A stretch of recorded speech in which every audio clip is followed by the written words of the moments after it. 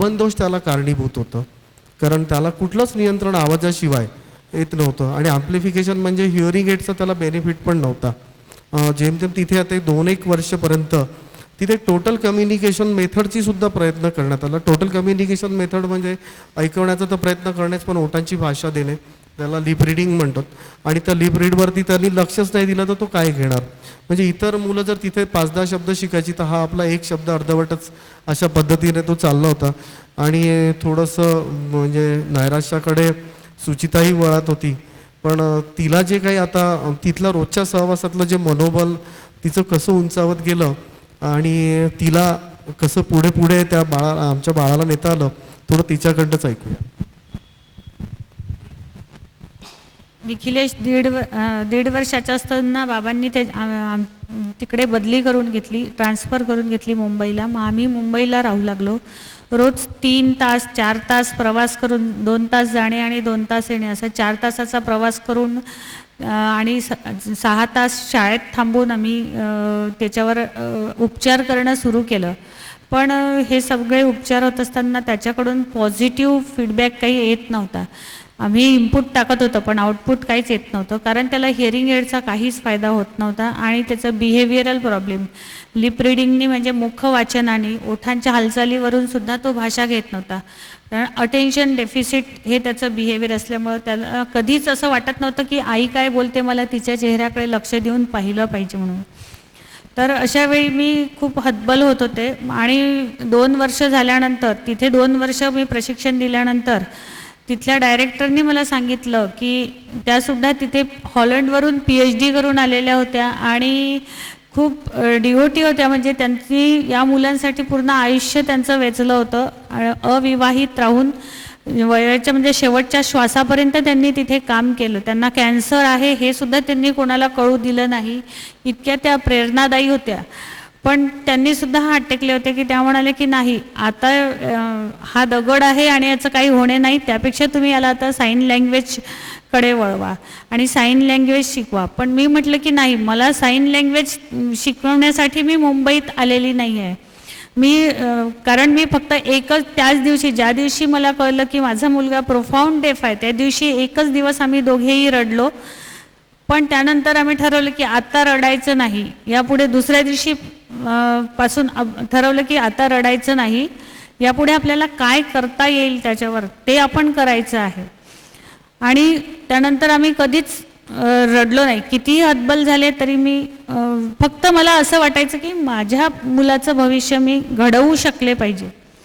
एकदा मी असंच माझ्या मनातली शंका त्याच्या एका वर्ग शिक्षिकेला बोलून दाखवली की त्या डायरेक्टर ताई तर अशा म्हणाल्या, आता मी काय करू. तर त्यांचा मुलगासुद्धा ज्या टीचरकडे मी अशी शंका काढली तर त्यासुद्धा हे टीचर होत्या तिथे आणि त्यांचा मुलगा पण कर्णबधीर होता आणि तो 11 वर्षाचा होऊन एक्सपायर झाला होता. पण त्यांची सेन्सिटिव्हिटीसुद्धा तेवढीच कायम होती या मुलांविषयी. त्यांनी शाळा सोडली नाही. त्या MA संस्कृतमध्ये गोल्ड मेडलिस्ट होत्या, पण त्यांना त्या डायरेक्टरने सांगितलं होतं की तू आता या मुलांशी जुळवून घे, तुला किती मोठी नोकरी मिळाली तर तू तिकडे जाऊ नकोस. त्यांना बजाज फाउंडेशनची स्कॉलरशिप वगैरे पण मिळालेली होती. पण त्यांनी मला धीर दिला की तू खचून जाऊ नकोस, मी तुला प्रयत्न करू लागते, मी तुला मदत करते. आणि मग त्यांनी मला मदत करायला सुरुवात केली, त्याला शिस्त लावायला सुरुवात केली. कारण त्यावेळी आतासुद्धा असा कायदा आहे की मुलाला मारायचं नाही, रागवायचं नाही आणि त्याला त्याच्या मनाने करू द्यायचं. पण हे किती दिवस चाललं, 2 वर्ष झाले तरी असं होणार नाही, स्वतःहून तो करणार नाही. मग त्या कधी कधी त्याला एका कोपऱ्यात उभं करून ठेवायच्या आणि तू दुरूनच पहा, तू इथे बसायचंच नाही वगैरे, अशी छोट्या प्रकारच्या शिक्षा वगैरे करू लागल्या. तर मग त्याला कळायला लागलं की हे असंही असतं, डिसिप्लिन असतं वगैरे. मग थोडा तो जागेवर येऊ लागला. पण तरीही त्याचा स्पीड तेवढा नव्हता, कारण त्याला हिअरिंग एडचाच फायदा नव्हता.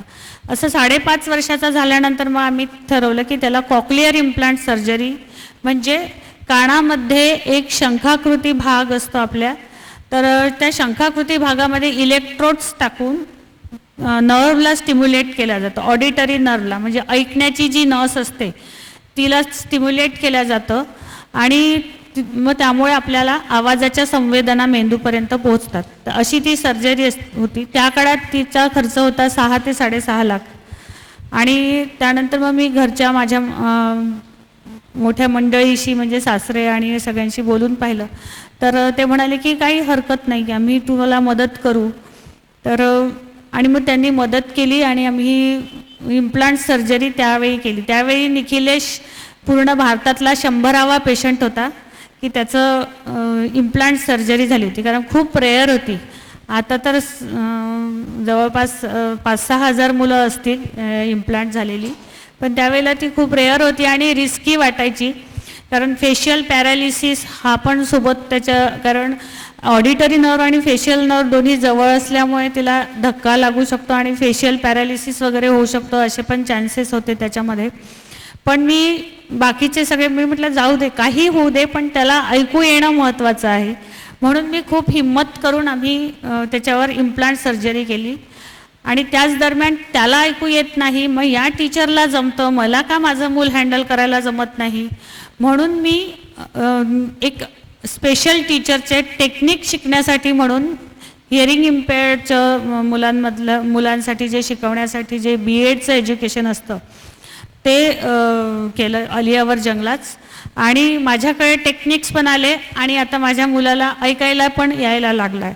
तर आता फक्त माझी मेहनत वाया जाणार नाही हा एक मला आत्मविश्वास आला. आणि त्या आत्मविश्वासाच्या बळावर मी त्याला शिकवायला सुरुवात केली आणि तो बोलू लागला. 2 वर्षात तो बोलू लागल्यानंतर आम्ही मग परत अकोल्याला परतलो. तर असा आमचा 7 वर्षाचा तो प्रवास, मुंबईमध्ये आम्ही 7 वर्ष घालवली आणि त्याला बोलतं केलं. आपल्या बाळाला ऐकायला येत नाही आणि अकोल्यामध्ये राहून काही करता येण्यासारखं नाही, त्यासाठी ट्रान्सफर घेतली मुंबईला. सुचिताने जॉब सोडला असलेला, 7 वर्ष मुंबईत जाऊन राहिले. आर्थिक अडचण आणि बाकी सगळ्या अडचणींमध्ये अप्स अँड डाऊन्स तर येत गेले, पण जे उद्दिष्ट होतं डोळ्यापुढे की निखिलेशला बोलायला ऐकायला शिकवायचं आणि मग तो बोलू पण शकला पाहिजे, ते उद्दिष्ट घेऊन मुंबईत गेले, प्रयत्न केले आणि त्या प्रयत्नांना यश आलं. निखिलेश सामान्य शाळेमध्ये शिकला. आपल्याला साधारणपणे माहिती आहे की कर्णबधिर मुलांच्या वेगळ्या शाळा असतात. त्यांची लँग्वेज जी आहे ती साईन लँग्वेज आहे. त्यांना हालचाली हाताच्या खाणाखुणा करून शिकवल्या जाते, त्यामुळे त्यांचं जग मर्यादित राहते, त्याच्या पलीकडे ते संवादच नाही साधू शकत.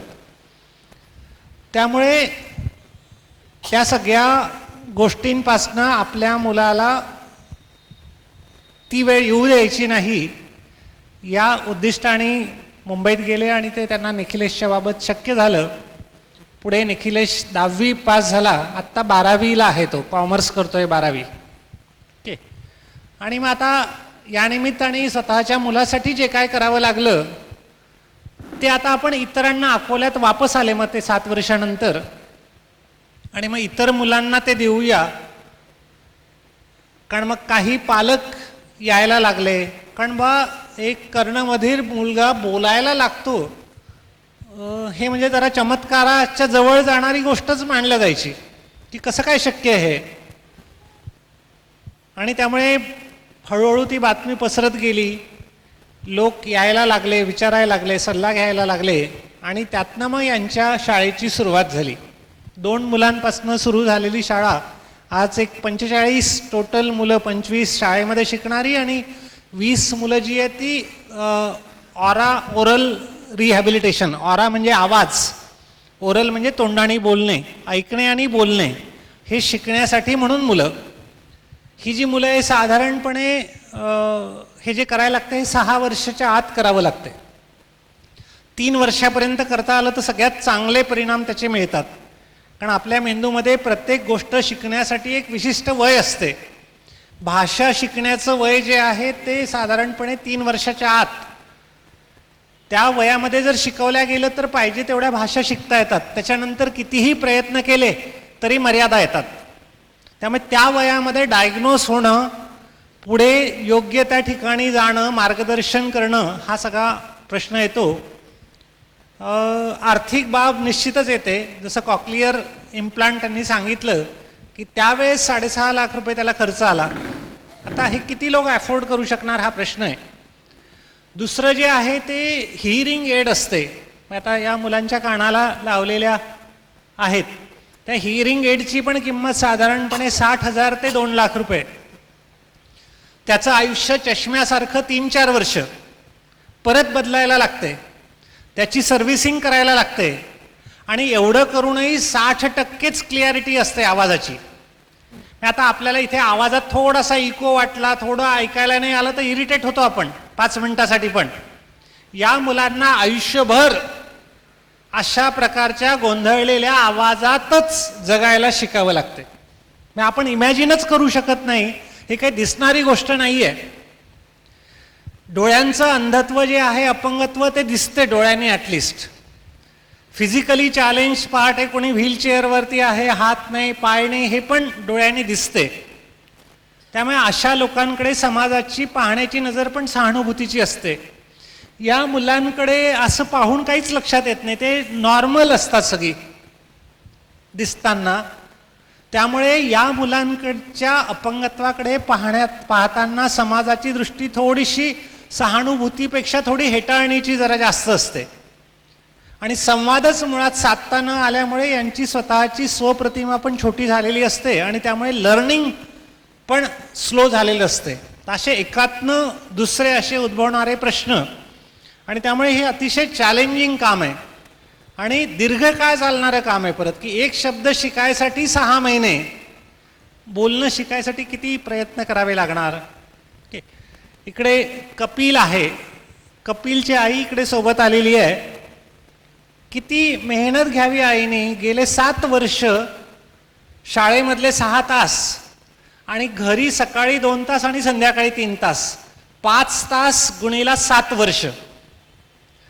तेव्हा आता कपिल आपल्याशी बोलणार आहे, तेव्हा कळेल आपल्याला की या स्टेजला पोहोचवण्यासाठी आईला गेले 7 वर्ष रोजचे 5 तास द्यावे लागलेत.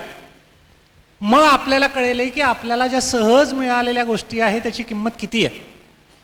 ते आपल्याला नाही कळत, त्याशिवाय नाही कळणार आहे. या सगळ्याच मुलांच्या लढाईमध्ये त्यांचे पालक सामील आहेत, खंबीरपणे उभे आहेत.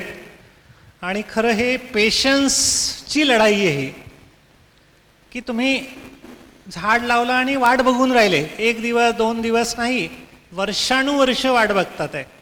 त्यामुळे एका अर्थाने पालकांचं आयुष्य पण याच्यातनं बदलल्या जाते सगळंच. मला वाटते आपण जरा मुलांशी कपिलपासून सुरुवात करायची. चल कपिल, ये उभा राहा.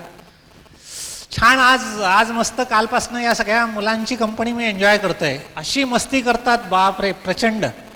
काय माझ्या गाडीत होते ना तुम्ही सगळे, किती मस्ती केली. खूप मस्ती केली ना, नाही केली? ओके, चल बोल आता. नमस्कार, मी कपिल अभिजित शिंदे. मी 11 वर्षाचा असून अति तीव्र प्रमाणात आहे. 12वी विशेष शाळेत 5च्या इयत्तेत शिकत आहे. मी आपल्या समोर मी गणपती स्तोत्र सादर करीत आहे. प्रणम्य श्रीशादेवं गौरीपुत्रं विनायकं भक्तावासं स्मरे नित्यं. आयुर्माथ सिद्धे प्रथमं वक्रतुण्डं च एकदन्तं तृतीयं कृष्णपिण्डाक्ष गौचवक्रं चतुर्थकं लम्बोदरं पंचमं च षष्ठं निकटमेव च सप्तमं विघ्नराजेन्द्रं धूम्रवर्णं तथाष्टकं नवमं भालचन्द्रं च दशमं तु विनायकम् एकादशमं तु गणपति द्वादशं तु गजाननं द्वादशेतानि नामानि त्रिछन्दमेव पठेन्नः न च विघ्नं भयं तच्च सर्वसिद्धिकः प्रभो विद्यार्थी लभते विद्यां धनाति लभते धनं पुत्राति लभते पुत्रां मोक्षाति लभते गतिं जपेत् गणपति स्तोत्रं सर्वमासे फलं लभे संवत्सरेण सिद्धिं च लभते नात्र संशयः अष्टप्रोभाम्बने परीक्षा लिखित्वा समर्पयेत् तस्य विद्या भवेत् तस्या गणेशस्य प्रसादता इति श्रीनारदपुराणे संकटनाशनं श्रीगणपतिस्तोत्रं सम्पूर्णम्.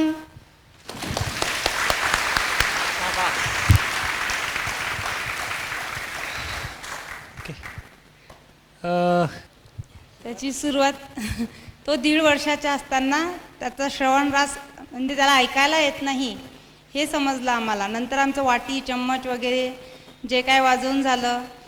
नंतर मग डॉक्टरांकडे धाव घेतली, त्यांना विचारलं.